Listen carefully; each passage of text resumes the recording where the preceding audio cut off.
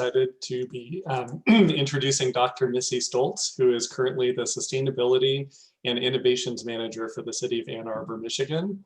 In this current role, she works with city operations, residents, businesses, the University of Michigan, nonprofits, and other stakeholders to make Ann Arbor one of the most sustainable and equitable cities in the United States, and currently implementing the Ann Arbor A2ZERO Carbon Neutrality Plan.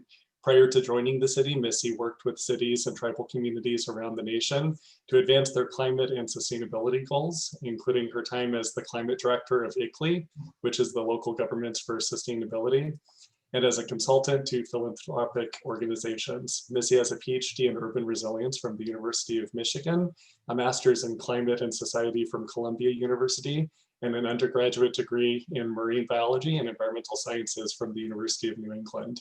And beyond her bio, I would just say she's one of the rare people who truly is a pioneer and is very well recognized in both research and practice. So kind of taking what she's done in research and actually applying it, and serves an important role in that bridge kind of area.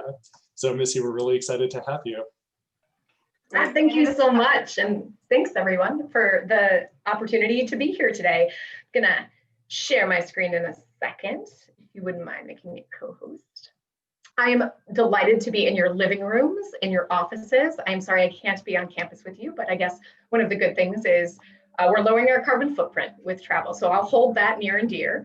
I'll also say, like many of you, you will hear background noise as my child with her educational pod is in the background, clearly on a break at the moment, because that's exactly what would happen when one is going to give a public talk. There will be background noise. So thanks in advance for being patient with that. All right. So I have the really distinct pleasure today to talk to you a little bit about A2ZERO.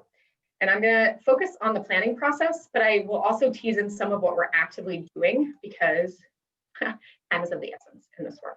So just quick head nod. Can you guys see the screen? For those I see on camera. Okay.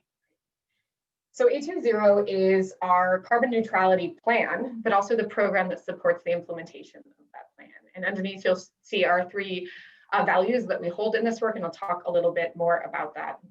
What I want to do in our time together today is really emphasize the process that we went through to get to this moment, and then I will pivot a little bit to talk about where we're headed. So this is a timeline that's impossible to read. You're welcome. That is the history of environmental action in Ann Arbor. So we've been doing this for a long time, like many communities. We formed an energy task force and did our very first energy report in '81. We were kind of at the forefront of the solar movement with Solar America Cities and the formation of ICLEI and the programs that they had to help communities understand their carbon footprint, really start assessing vulnerability. We created our first climate action plan in 2012, which at that time had a goal of a 90% reduction in greenhouse gas emissions by 2050, which was, at that moment, that was the moment in time when 80% by 2050 was pretty vogue. So the city, stepped it up and said, we're going to try to get as close to zero as we can. We're going to aim for this 90%. And then, of course, science continued to inform our knowledge of what was actually necessary. And it became very, very clear that just was not sufficient. One thing about this journey, these are really laudable things. One, you should know I don't have a very good filter, so I'm going to tell you like it is, or like I see it, and that is, this is a really traditional trajectory for a vanguard city, in that they come up with these really great plans, these policy statements, and guess how many dollars are spent? Almost none, because budgets never mirror the goals and the priorities around this that have been set. So what happened? In 2018, the city passed a millage, a tax, that was focused on mental health and safety. And it was a county tax, and it was going to go, a portion of it was going to go to the sheriff's office.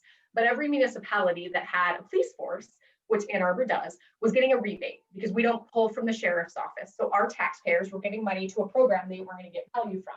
So we were getting this rebate check, and we'll get it for 8 years. And our elected leaders said, we want to tell the voters what that money is going to go to. In Ann Arbor, and they said, that money, when it comes in, if you pass this, we're going to invest 40% of it in affordable housing, 40% of it in climate action, and 20% in pedestrian safety. 3 priorities that we've never really had money to invest in. And the voters passed it.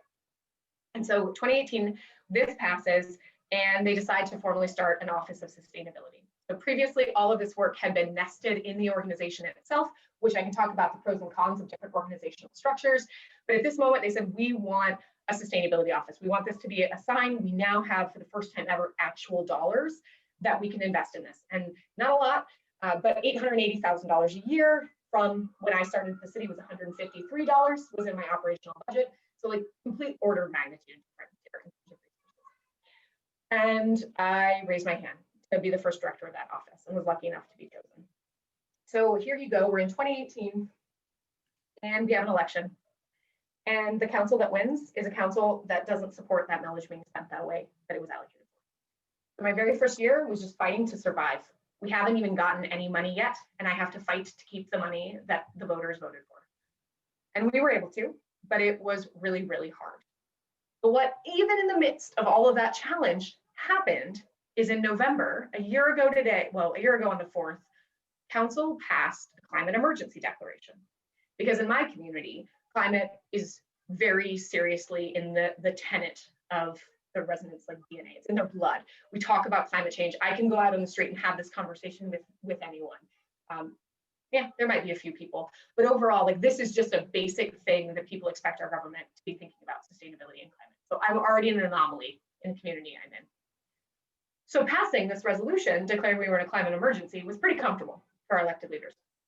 So not only do they say we're in a climate emergency, they say we're now setting a goal of being carbon neutral as an entire community, not just government, but everybody in our community by 2030. Oh, but by the way, you get no staff and no budget. And you got to come back and you got to tell us how we're going to do it by Earth Day so we can celebrate the 50th anniversary of Earth Day. All right, let's go, right? So this is what I'm going to talk to you about. I'm going to talk to you about how we got that plan, which, spoiler alert, was unanimously adopted on June 1st, technically June 2nd. It was at about 12:10 a.m. on June 2nd. We got that plan finally adopted and where we are today. Let me focus on the planning.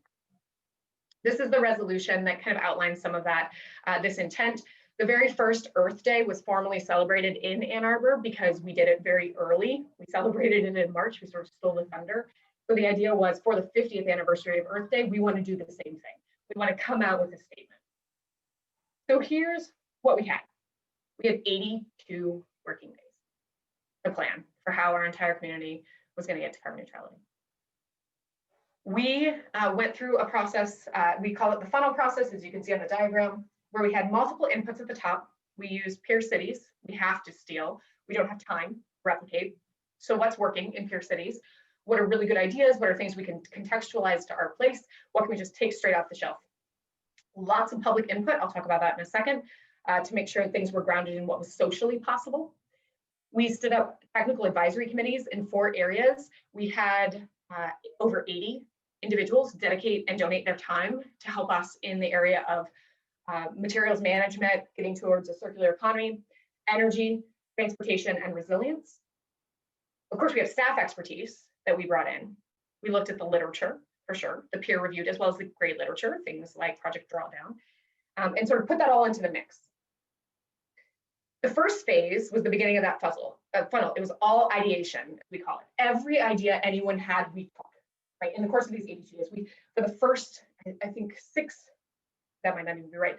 It felt like a long time. For the first 6 to 8 weeks, it was all just everything we could gather. Building momentum, getting people interested. The second phase was that whittling. It's where we started to do prioritization. So we took every single idea someone raised and we ran it through this prioritization matrix. I'll show you a picture of it at the end. That was everything from greenhouse gas reduction potential, or various cost variables, equity, who was going to benefit from this and who might not, things like political and public support, whether it was a transferable and scalable solution, a whole bunch of different variables that sort of mattered to us. And that's how we evaluated. The intent when we started this project was that the third phase would be a prioritization phase, a further prioritization phase, meaning we would actually go with a carbon budget to our residents. And if anyone's familiar with priority-based budgeting, we were going to do the same thing just with a carbon budget. And we were going to say, here are the top 20 candidate strategies. Vote on what you want in. Here's an estimated cost for those, but you have to close the pie, right? You got to get to zero. So what are you going to do? So people couldn't cheat and just say, I really want bike lanes. That's all I want. Just do bike lanes. We were showing them bike lanes will only get you this much. You still got to close the rest. So what else are you putting in? So that was the intent. And we had worked with some folks to design that process. But by the time we finished phase 2, the answer was really clear. It takes it all. There is no wiggle room. And so we felt like it would be incredibly disingenuous to go to the public and ask them to vote rank things when what we had to do was come to them and say, you have to do it all. So instead, our third phase pivoted to focus on how. How can we actually do the things we know we need to do? What are the opportunities out there? What's the willingness to pay for these? Who's leading? What do you perceive as barriers? Really unpacking the deep work that was going to be necessary to get to implementation. So in the course of those 82 days, we ran 3 public surveys. The first one was our smallest. It had a response base of just about 250, I think it was 254 people. We were deeply unsatisfied with that survey's response rate. So we worked really hard, and the next 2 grossed over 1,000 respondents, which was at the par to be a scientific survey based on our population size. We ran in those 82 days 68 public events. We ran hard. And these weren't public events that you're used to. There were some that were, we did a trivia at a bar with folks, and they came out and we talked about climate and we got their input. But we also worked with Meals on Wheels, and every homebound resident got our surveys and opportunities to give impact. We worked with the local NAACP chapter, and so we were bringing in our Black and Brown voices into the discourse about what we should actually be doing. We worked with our ability partners to make sure we were thinking about disability rights in the way that we framed this. Our affordable housing partners were stepping up to help make sure we were getting in front of that population to talk about their concerns so that we were grounding this in the needs of those really kind of at the lower rungs of our socioeconomic system. So we recruited 68 partners that helped us do those various different events. And I'm delighted to say everyone is still a partner today, and we've grown that now to about 75 organizations. We had our quarterly partner call yesterday, and 50 of those organizations joined us for an update, which is great. So people are still engaging with us.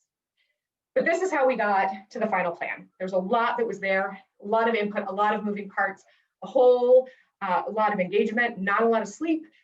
The team really ran with purpose and intentionality in this work. And when we started this, and maybe I should have put this first, we knew we had to have very clear values for people. So our first kind of branch of engagement really focused on elucidating what those values were that exist in our community and what we heard and what we believe as staff. Because I will say we think that the leadership role that we can bring is important and needs to be articulated. We believe in equity.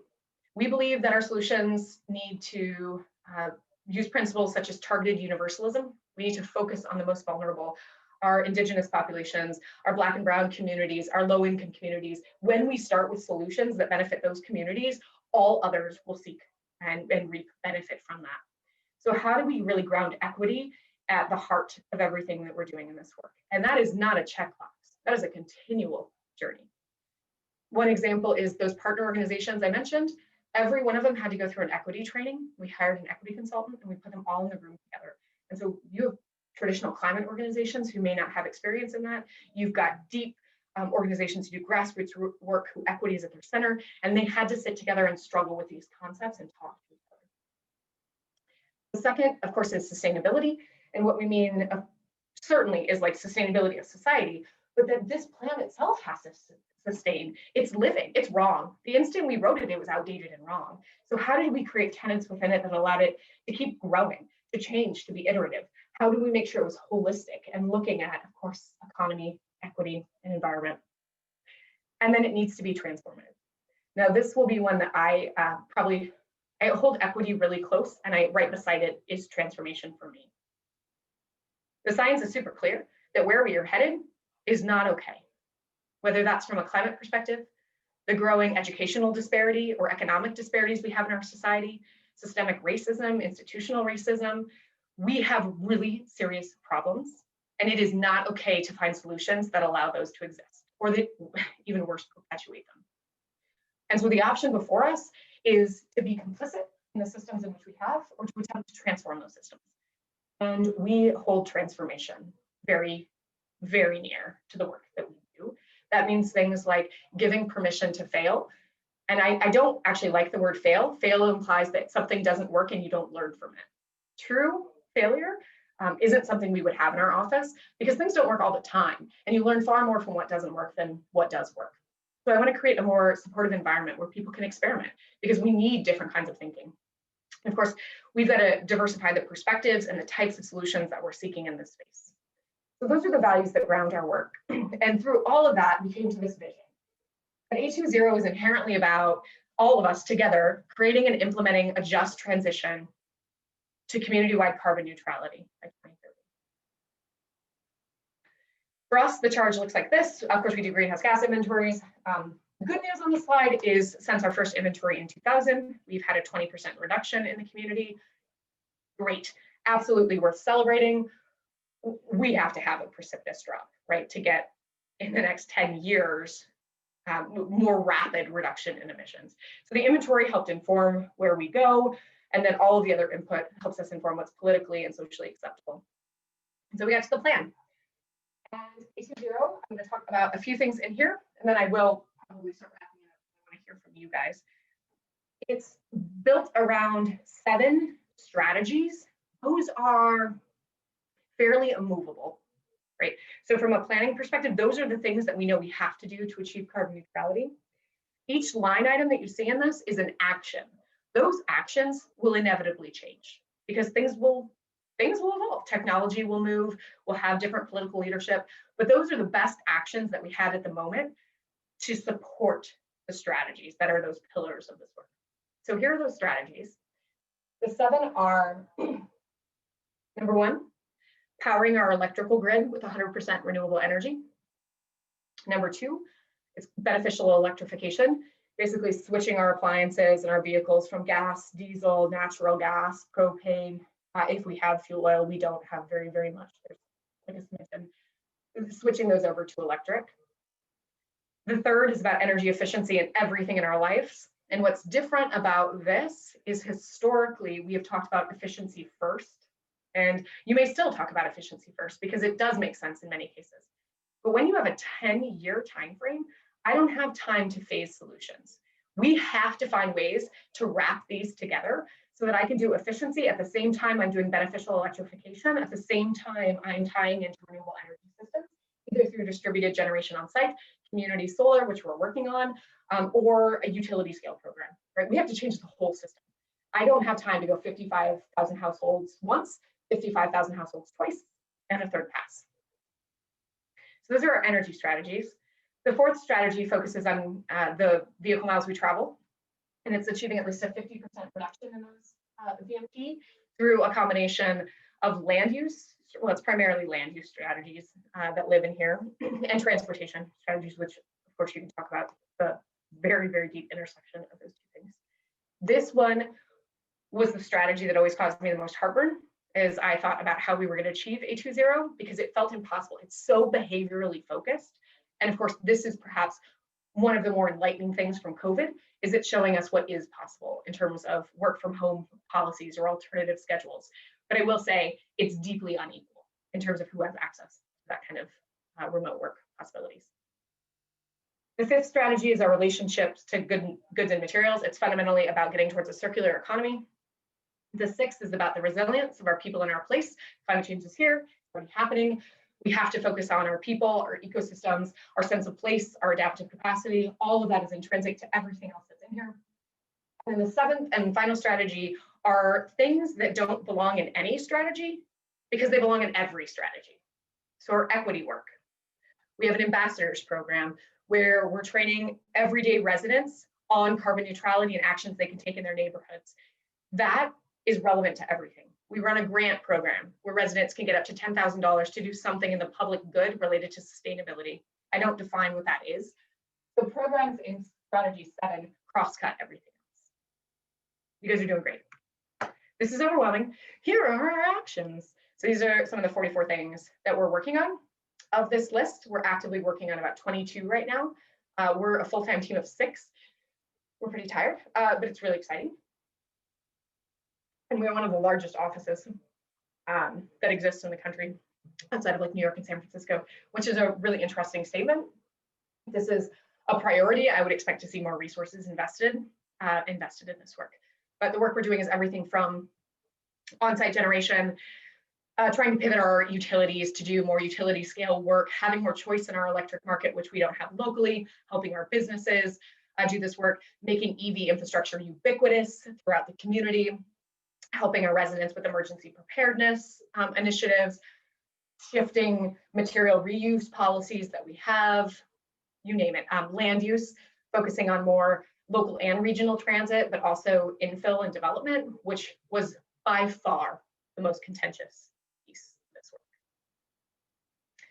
And then the beauty of this work is there are lots of co-benefits. So even if you aren't motivated by decarbonizing our economy, you might be motivated by having your kids breathe healthy air, or by building the local job force, or by having more dollars stay in our local economy. And the beauty is we pivot pretty quickly to any topic that people want to talk about on the periphery of this ring, and that becomes the entree for them into the community. So our partners, the local Chamber of Commerce is a partner for us in this work. I don't think it's because they're deeply concerned about carbon neutrality. I think it's because they want to make sure their businesses save money.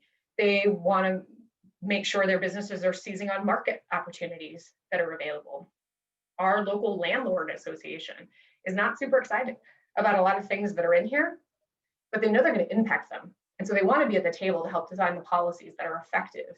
And that's been one of our approaches, is to invite as many people as we can to the table to work on power dynamics, because not everyone has the same amount of power in these discussions, and to create space for people to hear each other and try to seek solutions, also recognizing this is hard and doing this will require everyone, but it also doesn't mean we're picking on anyone in that journey, unless you're a utility, and then maybe we're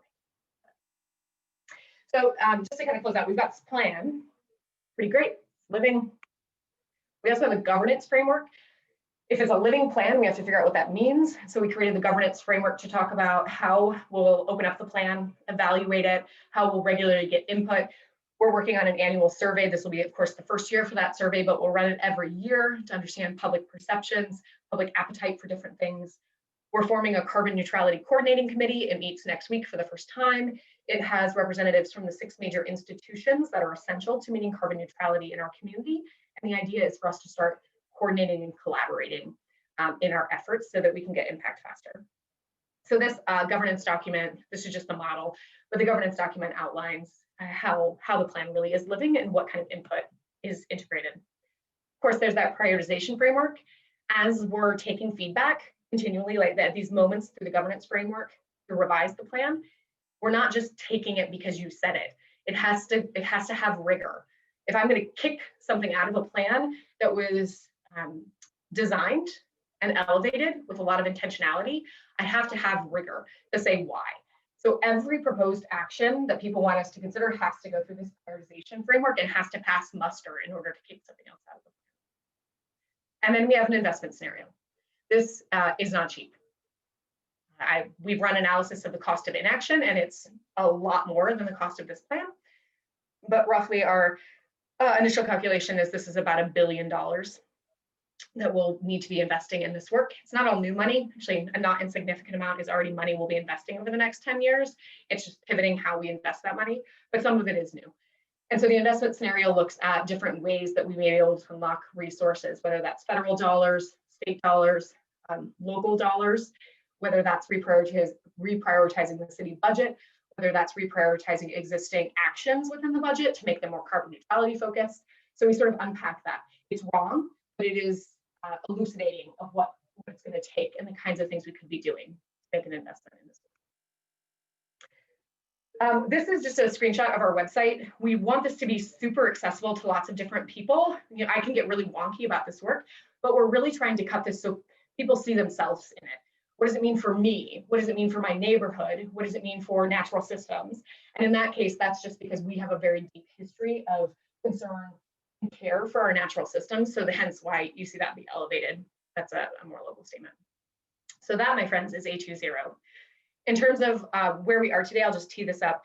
We have a mind-blowingly successful local solar program where we negotiate with our solar installers that have been verified by the state to offer discounts in bulk. So neighbors bring their neighbors, they bring their friends together. They have a Zoom meeting like this. Pre-COVID, they would meet in a living room. They would talk about solar. And if 3 of them signed up for solar, got quotes, liked it, they all got 5% off. If 5 of them signed up, they all got 10% off. And if 10 of them signed up, they all got 15% off. In running that program for less than a year, we've helped Ann Arbor save over $300,000 on the upfront cost of solar. And we've had a seven-fold increase in the amount of solar in 1 year for the best year we've ever had in local installations. The program's proving wildly successful. We're working on a program in our low-income neighborhood to do energy efficient, it's called Reform. It's to pair together renewable energy, energy efficiency, electrification, and equity to figure out how we help really zero energy bills in the most vulnerable and most insecure neighborhoods. We have an Aging in Place Efficiently program, which focuses on helping low-income seniors age in a place of their choosing for longer, which means they'll have better health outcomes. And we do that by providing them with social services as well as energy efficiency improvements in their infrastructure. And next week, we're launching our A2ZERO Ambassadors program. We've got 20 individuals throughout our whole community. The youngest is 14, the oldest is, I think, 80, who will be joining us to figure out what it takes to talk to their friends, their neighbors, their coworkers, to help build the coalition moving towards carbon neutrality. There's a whole bunch more we're working on, but I'll stop there. Those are just some of the things happening in Ann Arbor, and I can't wait to hear your questions.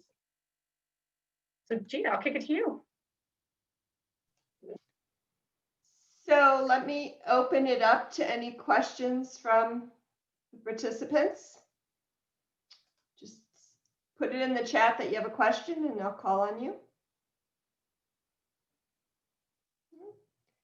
Well, I'll start with a question. I worked for local government for a while, and one of the challenges was internally to get all of the departments that need to participate in sustainability efforts on board. What kinds of challenges have you seen within the city? You know, say the equivalent of the general services,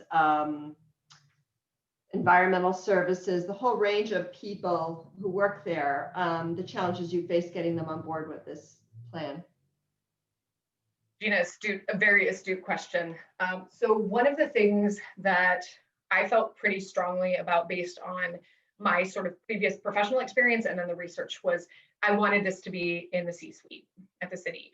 So when the job was posted, it was posted as reporting to the assistant city administrator. We're a city administrator form of government. And I negotiated I would only report to the city administrator. No one was going to interpret sustainability priorities. And by doing that, it made me an executive.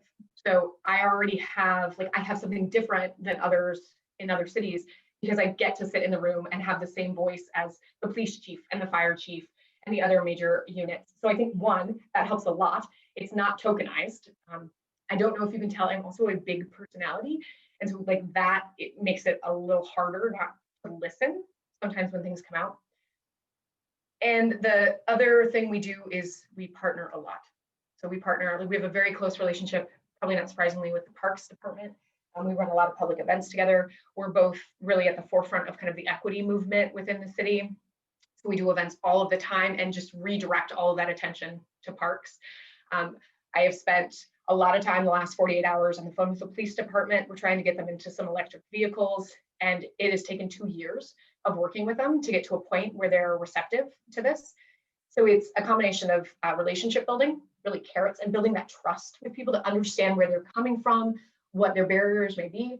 And sometimes it's a little bit of the hard fist of, I hear that you don't want to do this, but that's not optional.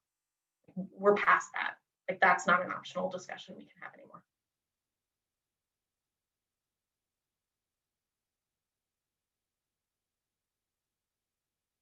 Gina, I think you're muted. Oh. Yeah, I was trying to unmute it. It wasn't unmuting. I think the fact that you were able to put yourself in a position where you reported directly to the city manager, city administrator was obviously key in terms of how politics would work. I have a couple questions. I have one from Charles Griffith, and then I have one from Corey LaPlante, and then Lad Keith. So you want to ask Charles?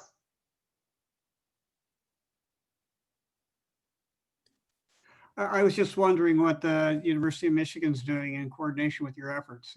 I have a great amount of respect for UM and their administration and facilities group, and I'm sure they're making efforts in the same direction, and suspicious there was an interesting coordination. Yeah, you actually got me out of the carbon neutrality meeting to be with you today. So has set a goal of becoming carbon neutral, but hasn't set a date. So they formed a carbon neutrality committee, of which I sit. I'm the only community liaison on that. It's pretty focused on staff with different expertise around, well, faculty mostly, with the facilities group, expertise around carbon neutrality. And our task is to create a plan with an associated date for how the university and when the university is going to achieve carbon neutrality. So we're towards the end. That plan will be out early in the new year. And I think what's really intriguing is the approaches have been inverted. We went with a goal and then said, we got to figure out how we're going to hit that goal. They're going more with everything that we can actually do that informs the goal. The one's a moonshot, one's a really informed process. And that has been very insightful. And honestly, it's caused some tension from folks because they're very different approaches. So the U is to be determined in terms of what the actual goal and objective looks like, but working on it. That's great. Thank you. Thank you. Corey LaPlante, do you have a question you'd like to ask? Yeah, so it's expanding on Gina's question. So you managed to place yourself at the higher governance levels in the city. Do you feel that that's helped, or are you still facing barriers or limitations as it relates to state governance because the incorporation of utilities and other things that it might relate to state laws and policies?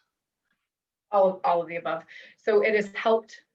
The way I've sort of viewed this is historically this work had been buried in the city in which I live, and that was a curse and a blessing. The blessing is no one really paid attention, right? And so you were able to get things done, but they were incremental things. The curse was when you needed to do bigger work, you had to go through so many levels of bureaucracy and compete with so many other things that rarely did you get that kind of attention. Now it's the opposite. Like I get my hand slapped a lot, but I'm okay with that because we're really out there in terms of what we're doing. I don't get in trouble in a bad way, but like we push, right? And that's our job. Our job is not to pick up leaves. It's not structured in the same way. Our job is to challenge our energy system. Our job is to challenge the way that, well, I'm not going to go where I was going to go, but we challenge a lot of systems in the city. So that's okay. That makes people feel uncomfortable. I think being in the executive suite is mostly good for the work that we're trying to do because it's really, it is pretty high profile right now. The state is all things. Our governor has passed a commitment to being carbon neutral as a state by 2050, which is amazing. There's one person running their climate office. She's phenomenal, but she's running a state's climate office. We have legislation in Michigan that we're quasi home rule, but like in ways that aren't helpful. We can't have building codes more aggressive than the state's building code. We've been playing on the legal periphery of that, so that really constrains what we're capable of doing. And then, of course, administratively through the Public Service Commission, there are an inordinate number of barriers that we're actively working on. So I guess to close that out, what I would say is being in the executive's office gives me more clearance to push on all of those other systems. Like it is far more acceptable for me to be testifying before a Senate committee or to be in the Michigan Public Service Commission kind of agitating and pushing. We've legally intervened in cases against our utility, and I don't know that I would have gotten as much. I think it would have had support, but there wouldn't have been eyes on it as quickly as I needed eyes on it to be able to do the things we're trying to agitate around now. Thank you. I have a question from Leslie Watson. Leslie? Hi, thanks for taking my question. So I was wondering if, I grew up in Missoula, Montana, and one of the influences there for the direction the city went on a lot of things was the Missoula Downtown Association. So I was wondering if you all also partner with business associations in terms of some of their goals and objectives that they have, because sustainability is very much becoming a central tenet of businesses. Yeah, that's absolutely great question. In Missoula, you guys have you did. If you're not there, you have a fabulous sustainability director in Chase Jones. So yes, for sure. Our Downtown Development Authority is one of our partners. We're actively working with them to get EV charging infrastructure installed in more garages downtown. We're working on redesigning elements of downtown for greater walkability and walkability is really, really strong, but more biking infrastructure that's protected in particular. We're working with the Chamber of Commerce on some solar initiatives. We have different associations, like our business districts, like many places, we have a Main Street Association, we have our State Street Association. And so those two are partners in our carbon neutrality work. And then we've got our 2030 district, which is a really strong partner of ours, helping make sure that the business community is represented in energy work in particular. So always more room for improvement, certainly more room for improvement, but partners that we have at least started to really deepen the relationship with. Thank you. Lad has a question. Yeah, thank you, Missy. I'll ask this one for our students. I see a number of students on the participant list from across our college that I know are interested in careers in climate action. So kind of from planning, from architecture, our undergrad degree in sustainable built environments. What advice would you give them? And I know you've done so much work with cities across the country. To get into this space, wow, I totally just like my head went in 8 different directions at once. It was beautiful. One is there is no replacement for experience. So to the extent that you can get in to an office or work with an organization that's working in this space, that is really, really valuable. We are working as a field of sustainability directors to push on a few things. One is to actually try to remove educational requirements for people, because I don't, in most of my jobs, like if I was hiring a lawyer, I want to know they have a law degree. But if I'm hiring someone to do community engagement, I actually don't really care if you have a degree in community engagement. I care that you can do community engagement. And so we're trying to push on the systems. We think this actually is degree requirements perpetuate inequalities in our system. So I'm not so concerned about the degree you have. I'm much more concerned about your lived experience and your willingness and passion to work in this space. I can teach you what you need to know to do this work, but I can't teach you how to love it. And so I'm looking for people that will get in and do the work and are eager to learn and see change in the ground. And most of my colleagues are too, with exceptions of like when we have to hire someone to lobby. Like I need someone with certain skill sets. But by and large, I need you to be conversational enough in the topic, but I need you to want to do the work because it's hard work. Great advice. Do I have anybody else in the group who has a question for the speaker today? Questions? You get scared. Yeah. People are a bit zoomed out, I think. Mm-hmm. Oh, Amen. Emily Soderberg has one. Hi, Missy. So the city of Tucson declared a climate emergency in the last couple of months and has also announced that they're going to be going through a similar process of preparing a carbon neutrality plan for 2030. And so I just wonder, like, as Ann Arbor has kind of just gone through this process in the past year, what would be the biggest takeaways that you would want to recommend to Tucson officials that are about to embark on this process? Oh, Emily, thank you for that really great question. This is probably more biased by me. I need action, like I'm desperate for action. And so the plans to me are never meant to be checkboxes. They're meant to be living, they're directional. And so I would not wish this on my enemy, but the timeline by which we had to plan was too aggressive, but also a little bit of a blessing, because it meant we could get to action. It meant we could sort of frame the conversation, make sure we had enough specificity to be able to run, but then we could pivot to running. And so I think one of the things I'd recommend for other people at this point, especially if you're picking a goal that's aggressive, is don't let perfection be the enemy of the good. You need a plan that is directional. You need frameworks to be able to come back and revisit and revise that plan, but you don't need 18 months. You don't need 2 years to go through a planning process. Unless you haven't done the work to build the trust with your community to do the work. Like if you don't have community organizations that are going to partner with you, if you don't have tentacles into people's lives, you have to do that work. That work is essential to be able to get to a successful plan. But if you have those relationships, you don't need forever. I'm not sure that's helpful, but Yeah, no, that's good advice. We should all have laid the groundwork a long time ago for mobilization when needed. Any questions for Missy?